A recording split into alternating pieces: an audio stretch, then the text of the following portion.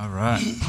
So Yamangandai, Warraba, Ngaya Buba, Bob Weatherall, Kamilaroi Daunda, Ngino Yanadi, Ngaya Walangalana,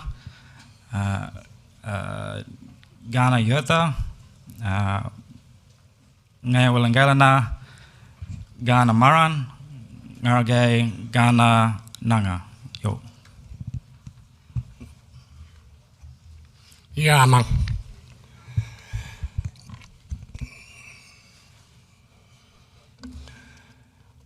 Well, I'm Bob Weatherall. We come from the Kamilaroi Nation, from a sandy town, the St George, in the on the Balonne River in southwest Queensland. Let me get this closer and I can see it, I think. First, I wish to acknowledge Khan people. We met on our lands that were what? Khan people.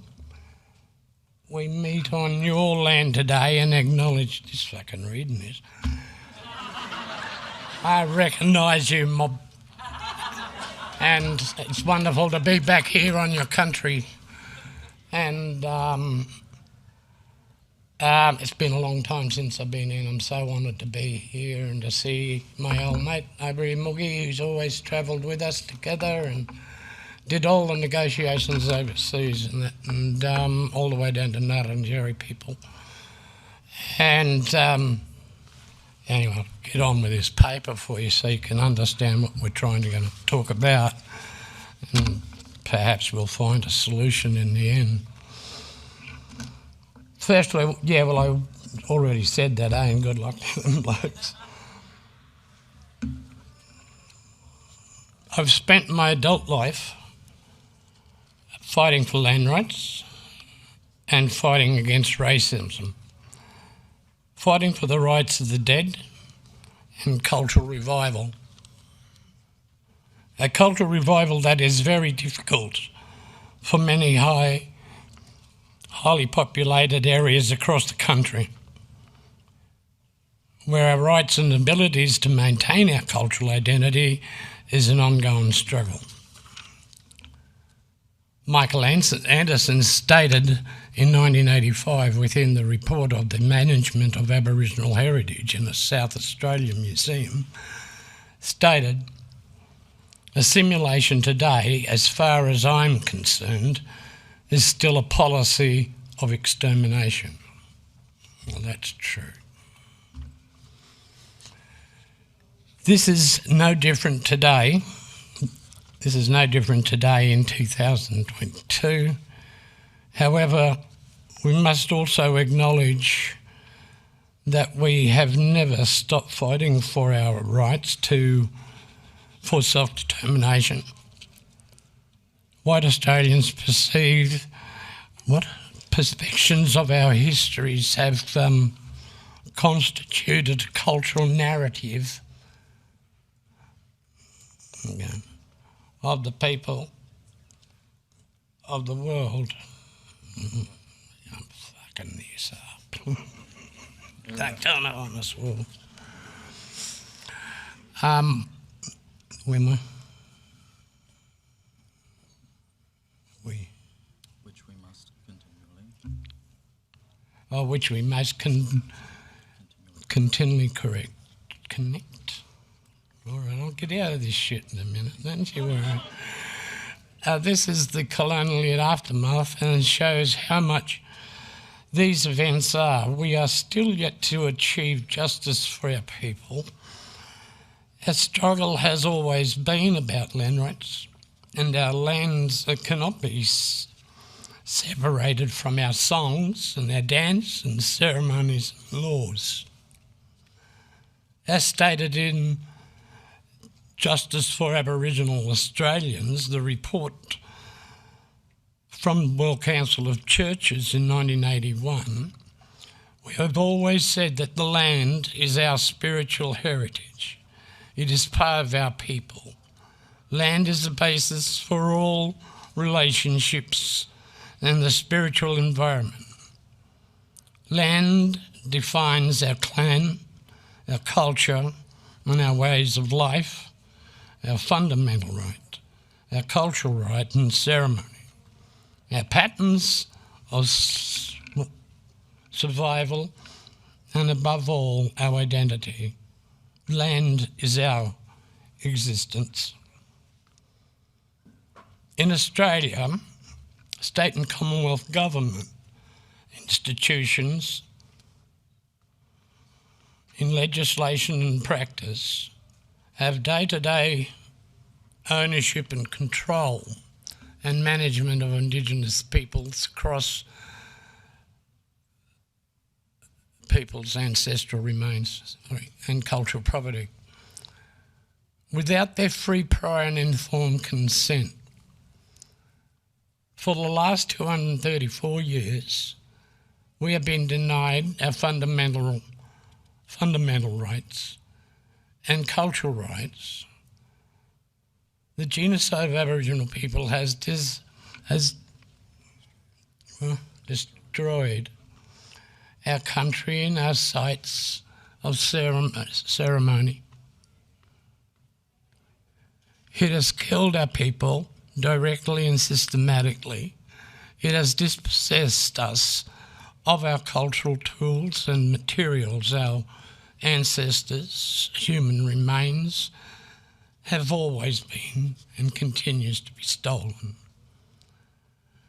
And the scientists have manipulated our cultural heritage. Science findings and interpretations are rooted in their own belief systems and constantly challenges our belief in our origins. Our beliefs become ridiculed and our confidence becomes undermined, and as a result of this cultural terrorism, our people suffer from the most. What's that? The ultimate indignity. Yeah, our people do. Our people suffer from those who assume the power and the right to perpetrate the ultimate indignity to interpret us to ourselves. Sure, I'll give him a go. So most of these institutions have maintained a conspiracy of silence and have not of their own volition provided the relevant communities with information regarding their collections. It is also clear from the literature that identifies many individuals whose remains are now kept in these institutions unknown, while those of many more could be revealed if access to all pertinent documents was to be granted. They have instead preferred to leave it to Aboriginal people, through their own investigations, to discover where cultural property is now held and for them to make the approach. This is both deceitful and constitutes a fundamental breach of Aboriginal basic human rights and fundamental freedoms. The ownership, control and enjoyment of Aboriginal cultural property is still in breach of the International Convention of the Elimination of All Forms of Racial Discrimination. While non-Indigenous Australians enjoy ownership of their own heritage, we too must have at least equal rights to enjoy ours. Governments have a moral and legal responsibility to enable Indigenous ownership, control and management of their cultural property and ancestral human remains. Governments have failed to afford Aboriginal people with these moral and legal rights through a national repatriation program which restores their exclusive rights to manage, control and repatriate the remains of their ancestors and cultural materials held in state and Commonwealth institutions. In accordance with their customs, traditions and belief systems. This concern was of sufficient universality among Indigenous peoples to warrant inclusion into the UN Declaration of the Rights of Indigenous Peoples, which should take precedence over the sciences and form the foundation of any negotiations with mob. Repatriation is all about the restoration of rights and responsibilities. Aboriginal people are the victims of cultural genocide and institutional racism every day. To quote Helena George, we acknowledge the theft of ancestral human remains was the very first stolen generation in Australia. The Australian government has recognised that ancestral remains should be repatriated to communities of origin. However, they continually demonstrate a lack of deep understanding and realisation of the real situation from an Aboriginal point of view. Governments are continuing this reality through constant inaction on the repatriation of ancestral human remains and cultural property. To do nothing today is a racist act. To delay is a racist act. To acknowledge ownership of ancestral human remains and cultural property, but not return them, is a racist act that continues our cultural genocide.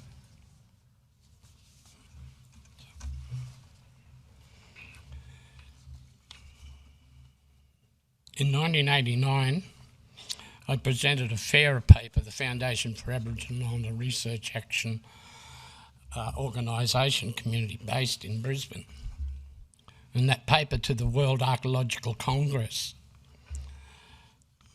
titled Aborigines, Archaeologists and the Rights of the Dead. At Lakota, on Lakota Sioux country, and in South Dakota, USA. And this was a very significant paper and has retained its significance over the years because it is possibly the only time a paper has declared the rights of the dead.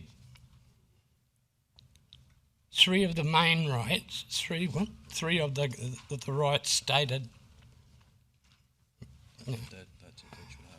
These are the rights that the dead should have. I'm going to go back. The right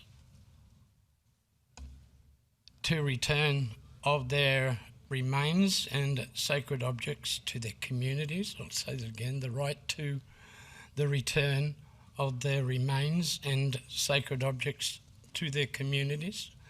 The right to receive their customary last rites and their right to have their remains left in peace as dictated by customs. The history of European colonisation in Australia includes these violations of these rights.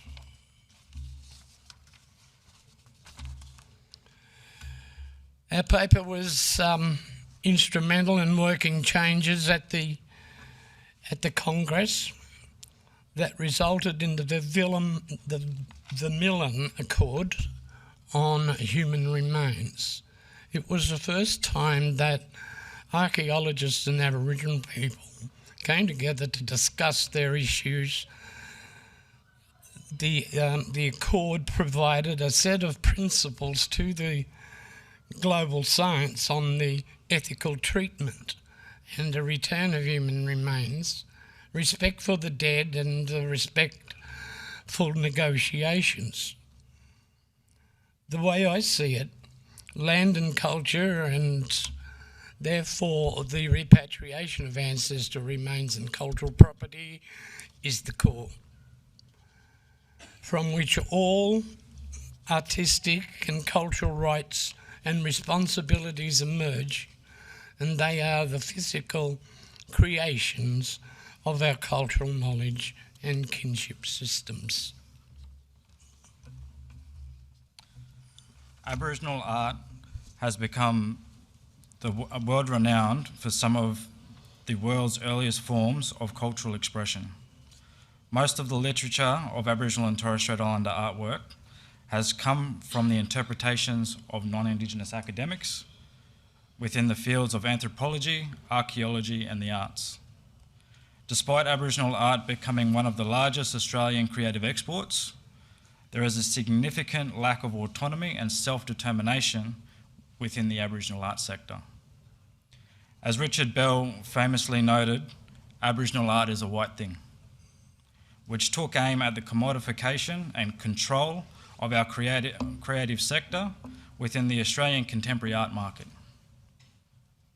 A national problem which has directly arrived from the exploitation of Aboriginal art within museology and the tourism industry that has formally normalised the management from non-Indigenous workers. Now, after many arts and cultural leaders have campaigned for better standards within the creative sector, there is still a long way to go in achieving Aboriginal rights in the arts, which genuinely support self-determination and decolonisation.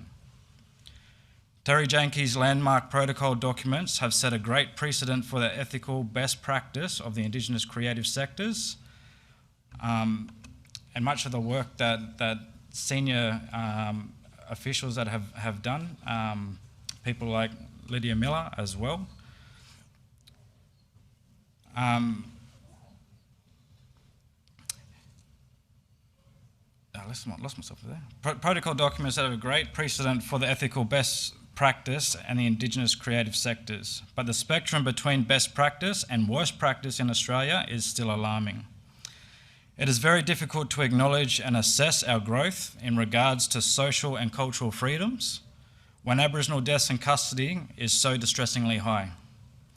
Likewise, it is very difficult to acknowledge and assess the growth in the arts and cultural sectors when Australian art and museum institutions illegally possess thousands upon thousands of our ancestors' human remains and cultural property. The focus then turns to what is intended to be public and what is intended to be private. In the 70s, Australia found it acceptable to display the remains of a mummified Indigenous man to the public at the Old Queensland Museum. In the 90s, Australia found it acceptable to illegally trade Aboriginal cultural property taken from cultural sites. In the 2000s, Australia accepted the exploitation and appropriation of Aboriginal art by the tourism industry. For the past 40 years, we are still yet to see the repatriation of all Aboriginal human remains and our cultural property back to their communities of origin. Many of the shields and boomerang designs are not made in the same way anymore because we don't possess our historical property to learn and regenerate those knowledges from. Many of our highest ceremonial goods, like carved mortuary trees, continue to be possessed by museums as colonial mementos. The Kamilaroi were well known for our carved trees in Queensland and New South Wales. Only a couple still stand in situ on country. While most of the 52 mortuary trees cut down by Lindsay Black from Collymongol Station in New South Wales remain across a number of institutions, including the Melbourne Museum, the South Australia Museum, and the UQ Anthropology Museum. Grinding stones, stone tools, human tissue, body ornaments, secret sacred materials, and wet specimens of native botanics all remain locked up inside these institutions. And so do their ICIP, which starts to demonstrate how the theft and illegal possession of Aboriginal human remains and other cultural property is instrumental in the destruction of cultural knowledge and practice. Instrumental. These are not benign historical acts. These are the continual denial of our cultural authority and prevention of our rights to provide cultural maintenance within our own communities. It is important to recognise that not only museums, but many institutions have many things to answer for, as they are all contributing to the removal of Indigenous cultural and intellectual property rights. In consideration of the digital age and forever presence of information, data about that cultural property should also be repatriated to the community of origin, with the cultural property and all data of the digital materials also returned. This would ensure traditional owners are responsible for the ownership of both the tangible and intangible cultural property and determine how it is used into the future. This scenario has happened to Indigenous peoples all around the globe, and it is extremely valuable to also be aware of the struggles of international Indigenous peoples to see what has and hasn't worked for them. An example which gives me hope comes from the Gwich'in people of Alaska and North America, who have the cultural custom of making caribou skin clothing, with impacts to the migration of the caribou and the generational decline of cultural garment makers resulted in the breakdown of cultural practices. The Gwich'in community partnered with the museum, who had 2 historical caribou skin coats, and they got the Gwich'in community to undertake cultural research and repatriate the knowledge in how to create the garments. The resulting new caribou skin garments were repatriated for the ancestral garments, and the new garments were acquired and displayed to demonstrate a living, vibrant cultural practice, which was self-determined and led by that community. And just imagine if that happened within Australia. Imagine if we were afforded the autonomy to self-determine that within our own set of principles, our customs, our practices, and that was respected by those institutions. This is very similar to the work of Carol McGregor of the Wadawurrung peoples of Victoria, who has undertaken much cultural research to see the vast region of Aboriginal nations of the eastern coast who historically created and wore possum skin cloaks. Through McGregor's research project, she collaborates with different communities to document the local stories onto the cloaks and share stitching and processing techniques of the skins. The cloaks created then stay within that community as a living document and supports the regeneration of cultural practice by not repatriating the cultural property, but repatriating the knowledge and the process.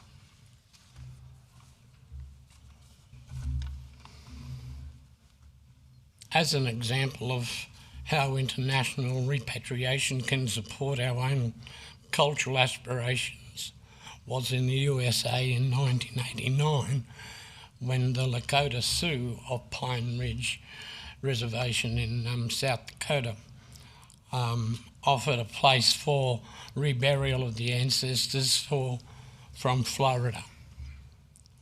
Native Americans and archaeologists from across the USA and the world, including Aboriginal people from around Australia, participated in the reburial ceremony of their ancestors from Wounded Knee. After 30 years of persistent work, we were able to rebury many of our ancestors on country in southwest Queensland in September 2013 and gave them their final customary last rites. An important agreement between the Kamilaroi and the Mandandangi and other tribes, being the Warraba and Ngungri and Kuma.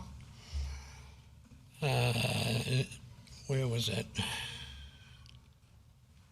So that enabled the burial. Actually, what we got was an agreement between the tribes and who will do what and what responsibility and all that. This is an important way to acknowledge historical relationships of neighbouring groups and repatriate ancestor remains and cultural property that is unprovinced. Do you want to do that last bit? Our art has always played a key role in maintaining our knowledge systems and in our contemporary resistance.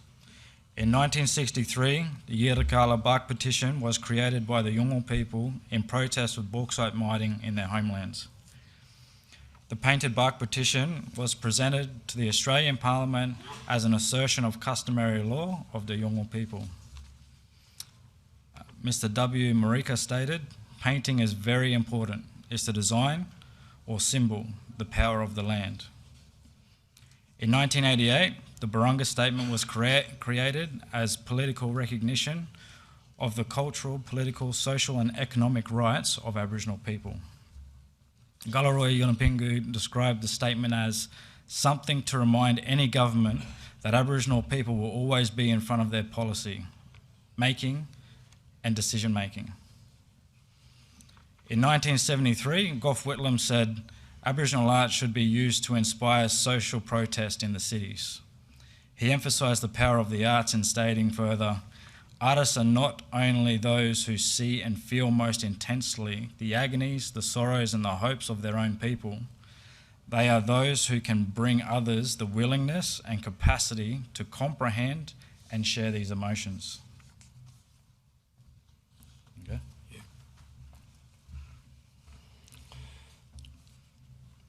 As I see it, art and culture and politics are all inseparable because we are the colonised and we are denied our self-determination. We are victims of the cultural terrorism and cultural genocide. Historically, we are able to establish the Aborigines Act.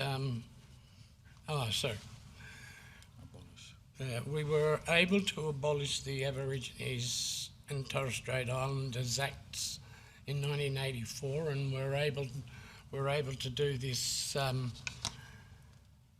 because we were unified in our campaign and tactics regardless of where we come from, one mob, one people. There was a sense of freedom and support.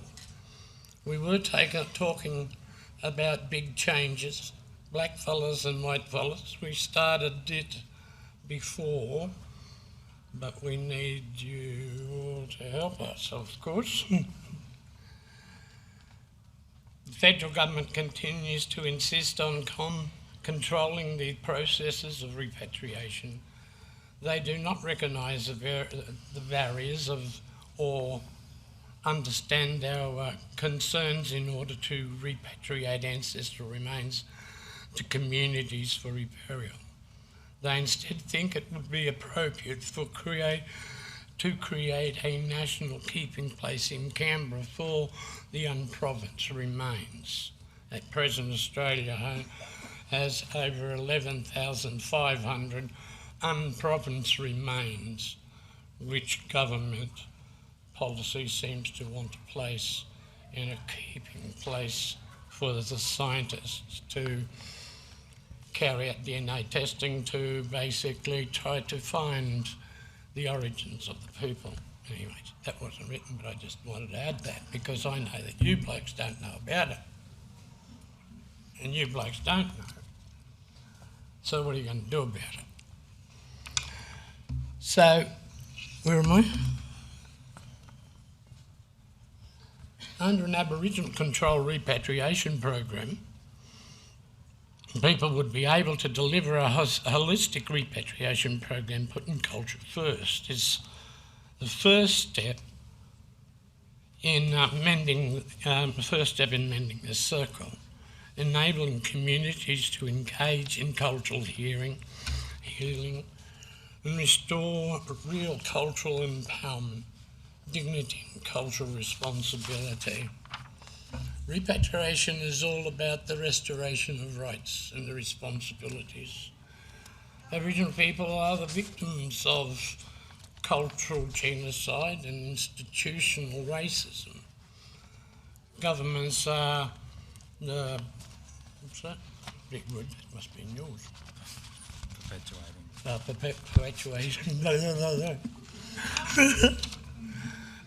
Perpetuating the realities through continuing inaction on the repatriation of the ancestral human remains and cultural property.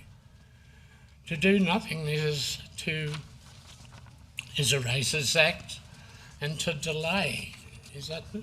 Yep. Is a racist act. Where are you, Robert? To deny, and to deny it is also a racist act. To acknowledge ownership of ancestral human remains and cultural property but not return them is a racist act. That continues our cultural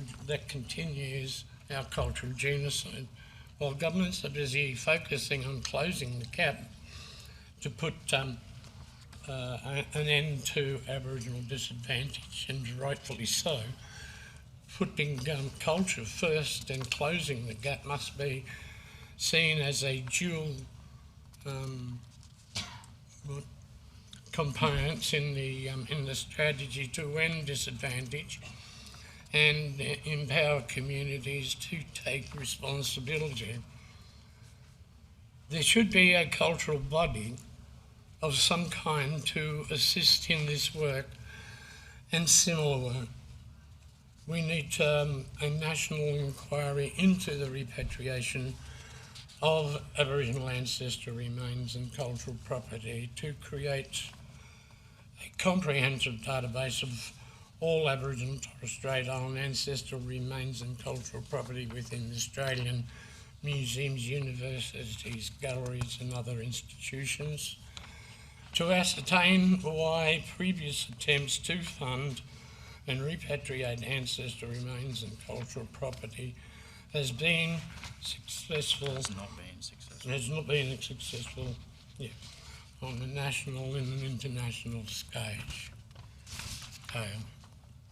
To develop and improve a national body on repatriation of ancestral remains and cultural property. Institutions need to be proactive in engaging traditional owners about their property and their efforts to return them to country. Province remains must be transferred from state and federal museums and other collecting institutions to state-based and Indigenous control clearinghouses until there is a representative view that determines their long-term care and management care of their burial as well. You all right? Yeah. So those last 5 points are really important. Just to reiterate, the day was calling for a national inquiry into the repatriation of Aboriginal ancestral remains and cultural property. So we can talk more about that too if there's any questions. Obviously, there's a lot of things within this conversation, this presentation. There's a lot of unfinished business, and how something that many people all across Australia and the Torres Strait have been advocating and trying to reclaim cultural property, to implement best practice within museums, to make sure that we have the autonomy and self-determination to lead that stuff ourselves. So much of the time it's taken a few steps forward and taking just as more back, or it's interpreted through a white gaze, which is just always watered down. As we said, the ambition has always been land rights, and how many of us have land rights today? The same thing is how many of us have been fighting for our remains and cultural property to control that ourselves, and what do we own? What are the institutions and what are the mechanisms? What are the peak bodies that are available to protect our ICIP and our cultural expressions? This is why we're here, to have those conversations. If there is a peak body, if there's a body of some kind that we can actually build from the foundations and be instrumental in that, not white institutions, not other people who blow in and do some work for a bit for get up their hours, but people who are genuinely invested because their own communities and their own experience is locked up within that. And so, I think that's probably it. Does anyone have any questions? I think there's a roving mic if there is. I just need to bring to the table, I think, in regards to the repatriation, is that a lot of people don't know what's going on, have no idea of what their intentions are in the future of the development of the repatriation and then the keeping place, and then the scientists having greater access to carry out further experiments and whatever else. Who's going to be able to control that, and which one will have the legal authority to make those decisions? Does the government come along and identify appropriate looking black fella? Bobby Weatherall could go in there, sit on that panel. How is he going to own that, control that, and how are they going to basically give us the capacity to be able to take control? Instead of the bureaucrats and the scientists coming in, they have no right, none whatsoever, never did have, never should have. When we want them, we want them. But that's our terms and our conditions and what they will do and what they can't do. Museum staff thinks that they are the ones who are the custodians. Museums think they are the owners. And they administer legislation established by the state. And there is no greater power by an Aboriginal committee that can override what goes on inside the museums, of moving one lot of museums from one area to another, from, say, forensics of the police and whatever else. There has to be an Aboriginal Cultural Heritage Authority where Aboriginal people have run and control and management. The government, all they got to do is let them doors open for us to take them back, to put them in the facilities or the environment that we want to put them in. Why would you want to take 11,500 unprovinced remains that's been sitting in the shit brick houses of museums for the last 250 years and bring them back and put them in a war memorial, just another mossy, wet cement place? Is that how we treat our ancestors? Is this how we're going to do it? And are we going to continue to mislead our children? They will be confused when they hear that them blackfellas down in Canberra, they're going to do DNA testing. And they're going to say, hey, Dad, thought you said that's sacred stuff. You don't touch that. You don't breach the ancestors' rights of the dead. Where are you going to get to have the say? You're not. Unless we do something about it, establish some kind of coordinated approach and go back and tell the government what you want. There's people out there doing things that is the greatest compromise ever on our cultural practices and the care and management of our ancestral remains. Until that happens, and that ownership and that control is in our hands, and we're making the decisions, and government is just a support group, then they should also be responsible for compensation, retribution, all those sorts of things, so that Aboriginal people, they have to pay for something. They've got to hand it back. Or do we leave them back in the museums where white people run, control and manage? Or do they come back to yours? Or is that just a bullshit lie that we want to tell our kids? We have to wake up to ourselves, ladies and gentlemen, we really do. And if we don't do that, then we're not doing it properly, but we are compromising all of those rights, all them old men and women that we work with way back. Them old men that hung on to that song and the dance and the ceremonies and the law and the rights of the dead.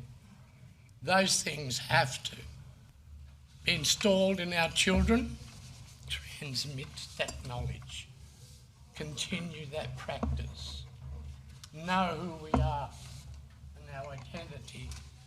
And, sorry John, I know you're hanging around with it, but look, I won't be able to read that paper and, I'm shit at reading. But the thing is, it's trying to get something across to you in regards to what's been happening, because I know that you don't know what's happening because you're not being informed. But have you had the opportunity to make a contribution into it? Has your mob, or your people in your region even, been able to get a little subcommittee on cultural heritage to be able to voice your own opinion and to say what is best for us in the long-term care and management? What roles do science have against our customary law and customs and traditions and belief systems? It's up to you to look after it. Anyway.